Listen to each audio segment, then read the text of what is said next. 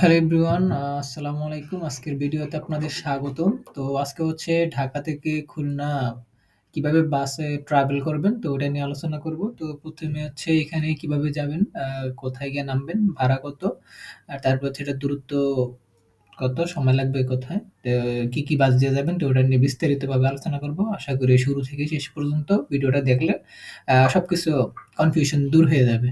তো প্রথমে হচ্ছে ঢাকা থেকে খুলনা দূরত্ব হচ্ছে 246 কিলোমিটার। তারপর হচ্ছে টিকিট হচ্ছে ভাড়া 650 থেকে শুরু, 16 টাকা, 1600 টাকা শেষ।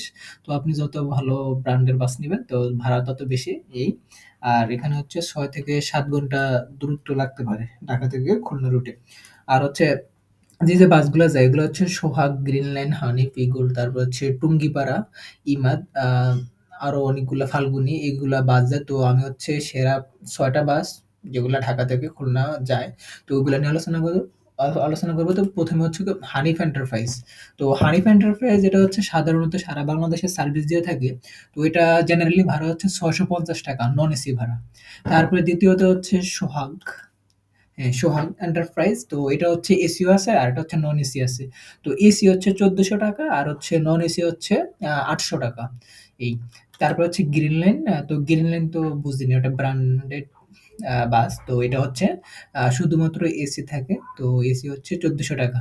হ্যাঁ, তারপরে হচ্ছে টুঙ্গিপাড়া এক্সপ্রেস, এটা অনেক আগ থেকে ঢাকা টু খুলনা রুটে সার্ভিস দিয়ে আসতেছে। তো টুঙ্গিপাড়া এটা হচ্ছে এসিও আছে আর একটা নন এসি আছে। তো এসি ভাড়া যেটা এটা একটু কম আছে, তো এটা দিয়ে যাইতে পারেন। আর 900 টাকা আছে এসি ভাড়া। আর হচ্ছে নন এসি হচ্ছে 650 টাকা। এই আর আরেকটা বাস আছে হচ্ছে ইমাদ। তো ইমাদ এটা হচ্ছে এসিও আছে আর এটা হচ্ছে নন এসি আছে। তো ইমাদ সাধারণত নন এসি যেটা ওটা হচ্ছে 700 টাকা। আর হচ্ছে যেটা এসি ওটা হচ্ছে 1400 টাকা। হ্যাঁ, তারপরে সে লাস্ট যেটা আছে এনা। এনা হচ্ছে সারা বাংলাদেশে সার্ভিস দিয়ে থাকে।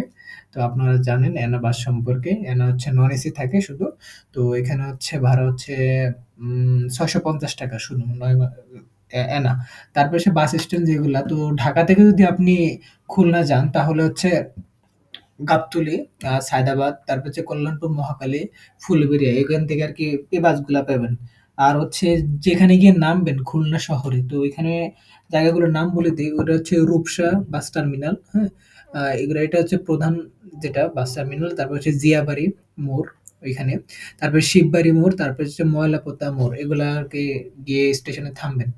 এই তারপর হচ্ছে খুলনা অনেক জায়গায় ঘুরতে পারেন, বাগেরহাট, তারপর হচ্ছে ষাট গম্বুজ মসক, সুন্দরবন, তো এগুলা। এই তো খুলনা কিভাবে বাস জার্নি করবেন তো ওটা জানাবেন আমাকে কমেন্টে। তো থ্যাংক ইউ ভেরি মাচ। আল্লাহ হাফেজ। আবার সেকেন্ড ভিডিওতে আপনাদের সবাইকে স্বাগত। Thank you.